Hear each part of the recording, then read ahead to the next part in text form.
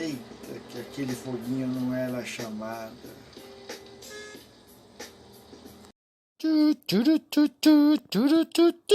Show!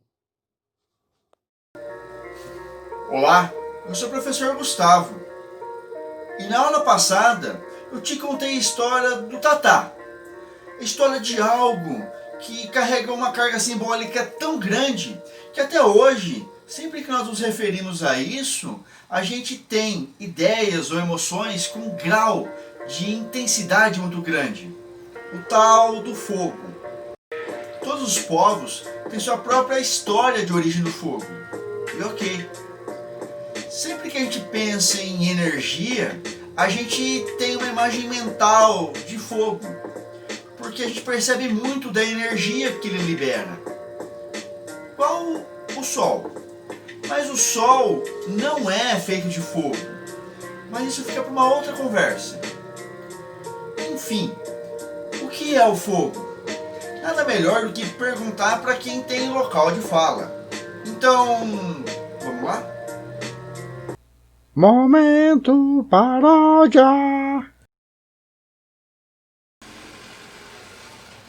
Salve, salve galera! Mais um episódio do nosso podcast Falou, nosso podcast pirata na Rádio Torrent.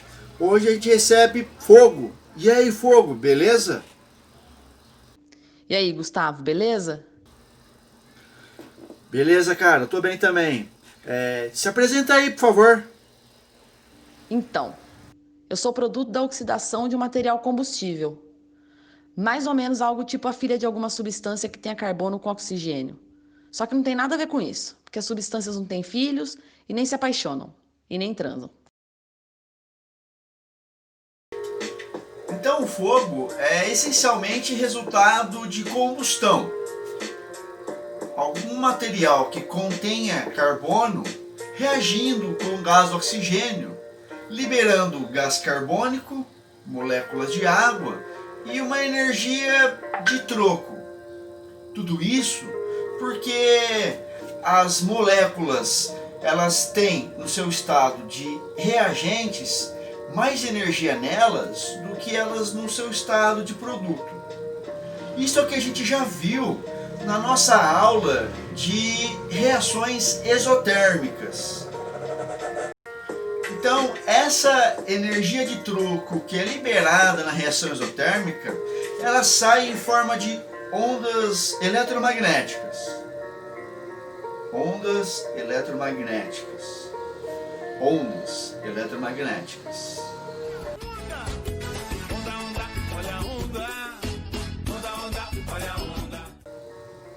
Bom, enfim.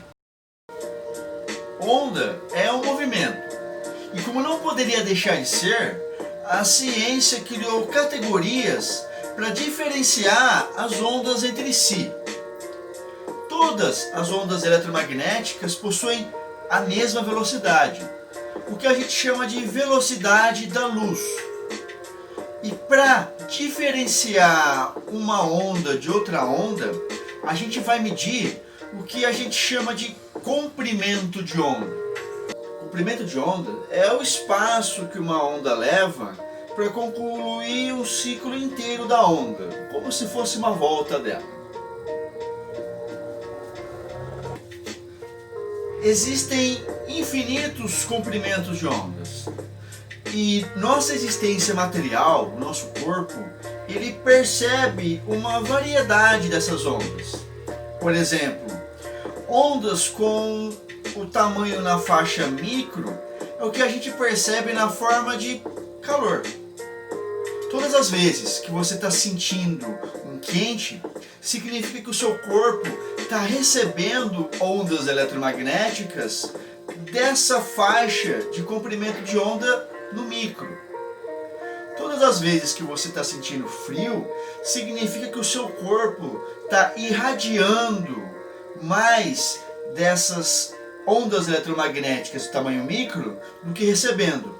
Então, perder energia em formas eletromagnéticas causa essa sensação no nosso corpo de frio. É exatamente isso que você ouviu. O nosso corpo irradia ondas eletromagnéticas nessa faixa do micro. E é medindo essas ondas eletromagnéticas que o nosso corpo emite e irradia que funcionam os termômetros que a gente aplica na testa para medir a temperatura. Acreditar que a gente vai ter algum grau de interferência porque está medindo esse tipo de onda eletromagnética irradiada cai no mesmo grau de absurdo que acreditar que você gasta beleza quando tira mais fotos.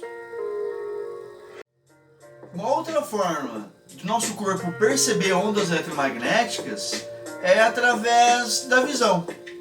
No fundo dos olhos temos algumas células que são receptoras de ondas eletromagnéticas. Ondas que elas vão na faixa de 380 nanômetros de comprimento de onda até ondas com 740 nanômetros de comprimento de onda. E cada tamanho de comprimento de onda nesse intervalo a gente percebe como uma cor diferente. Esse intervalo de tamanhos de ondas eletromagnéticas que nossos olhos conseguem perceber são o que a gente chama de luz visível. O fogo por si só não possui nenhuma cor, mas ele possui energia suficiente para fazer com que átomos tenham os elétrons que orbitem o seu orbital atômico, orbitem um orbital atômico maior nesse átomo, o que a gente chama de estado excitado. E quando essa energia acaba e o elétron volta para o seu estado fundamental, é o que a gente chama de salto quântico. Salto quântico vai fazer com que essa diferença de energia seja liberada em forma de uma onda eletromagnética, o fóton. E essa onda eletromagnética vai ter o tamanho do salto, que significa que cada elemento da tabela periódica possui uma cor própria quando a gente faz esse salto quântico. É uma espécie de impressão digital que cada elemento da tabela periódica tem. É assim que a gente consegue fazer fogos coloridos, que a gente usa em fogos de artifício. A gente põe alguns sais que serão excitados por um fogo e darão esse salto quântico, liberando uma cor. Também é dessa forma que a gente consegue determinar a composição de estrelas sem nunca ter ido lá. A gente consegue medir a cor e, medindo essa cor, a gente consegue associar a uma energia de um salto quântico. E tendo essa cor, a gente consegue saber qual ou quais os elementos que compõem aquela estrela. Assim que a gente sabe que o Sol só tem hidrogênio e hélio. E por falar em cor, se esse vídeo chegar a 13 likes e 13 comentários, eu vou lançar um próximo vídeo explicando como que funcionam os óculos para daltônicos. Então, dá uma curtida, uma compartilhada para dar uma moralzinha pro meu trampo aí, por favor.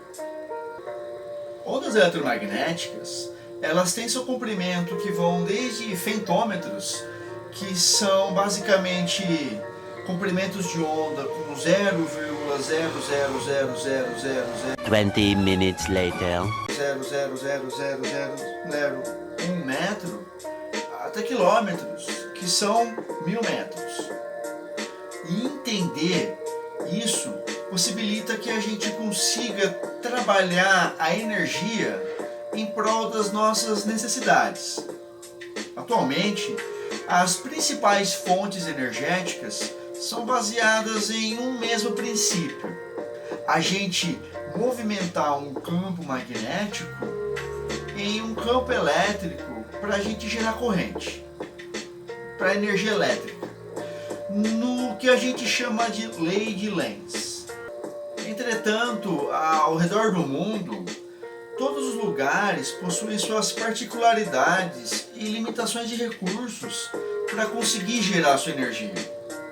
O Brasil tem boa parte da energia elétrica gerada por hidrelétricas, que são basicamente as quedas de águas movimentando turbinas que possuem esses ímãs, e esse movimento de campo magnético vai acabar gerando um campo elétrico. Locais que não têm rios ou uma incidência de ventos menor utilizam o fogo para gerar sua própria energia. Eles usam motores a combustão, na qual o fogo gera um movimento de pistão que faz rodar os ímãs que geram esse campo magnético. Usinas nucleares utilizam um princípio similar. Eles utilizam a energia de decaimento de elementos radioativos para aquecer a água, e esse vapor de água faz girar os mesmos pistões que movimentam os ímãs para gerar eletricidade. Também existem possibilidades de gerar essa energia elétrica sem o movimento. Isso é que rendeu o prêmio Nobel para o Einstein, por exemplo. Ele não ganhou o prêmio Nobel por causa da relatividade ou daquela equação que você já deve ter visto por aí, porque ela é bem famosa. Ele ganhou o prêmio Nobel devido às suas contribuições com trabalhos no efeito fotoelétrico, que resumidamente dizem que uma onda eletromagnética num comprimento específico vai conseguir bater em um metal específico, liberando um elétron. O que vai interessar é o comprimento da onda ser compatível com os raios atômicos do metal. Ou seja, a gente pode forçar um pouco a barra e dizer que Einstein é um dos pais da energia solar. Dominar o fogo sempre foi, e será símbolo da luta humana para dominar a natureza. E cada pequenina e interminável reação de combustão que acontece dentro da gente, quando a gente respira, nos lembra que fogo é vida. E justamente por isso, não devemos permitir que fogo seja usado como instrumento para devastação de biomas ou queimadas. A gente deve preservar a natureza e viver em harmonia com ela. Então, coma carboidratos não refinados, não solte balões, lute contra queimadas e fogo nos racistas. Forte abraço.